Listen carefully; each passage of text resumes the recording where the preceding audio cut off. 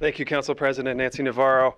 Really happy to be here. I think what this legislation does, among many operational effects it will have, really it puts the county's stamp on the change that has been happening in this community for the past 15 to 20 years.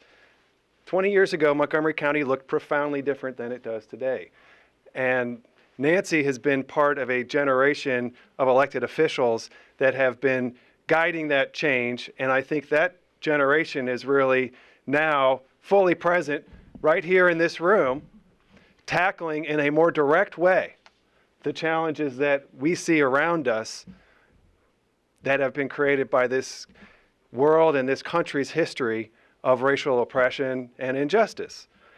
And we have a lot of work to do, but I think, again, this makes it official, the work that we are engaged in and what our commitment is to what we're trying to achieve.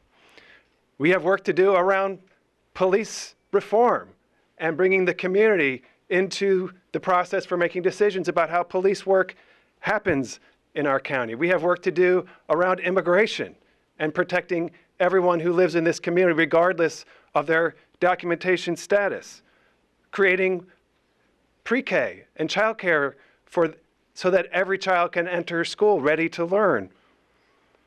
We have work to do in affordable housing. We have passed many reforms to create housing opportunities. We have barely scratched the surface of what we really need to do.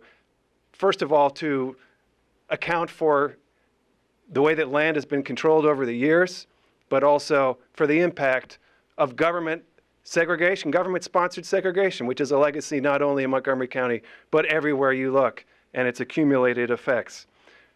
I am so pleased to be working with some of my colleagues, all of my colleagues, to document the history of lynching. Director Jim Stowe is here, because you can't change the future if you don't confront the past.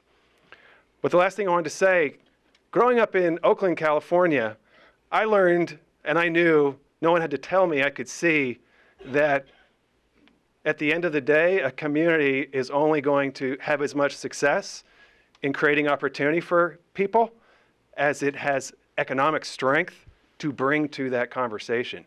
And the best thing that every family can have is a solid base participating in the economy with a good paying job and the ability to have self-determination. And I think that is an area where we are going to be breaking a lot of ground, diversifying the tech talent pipeline, promoting more economic development, but we have a long way to go. So these issues are all connected to achieving the vision that Council President Navarro has outlined for us in this legislation and that I'm proud to support. Thank you very much.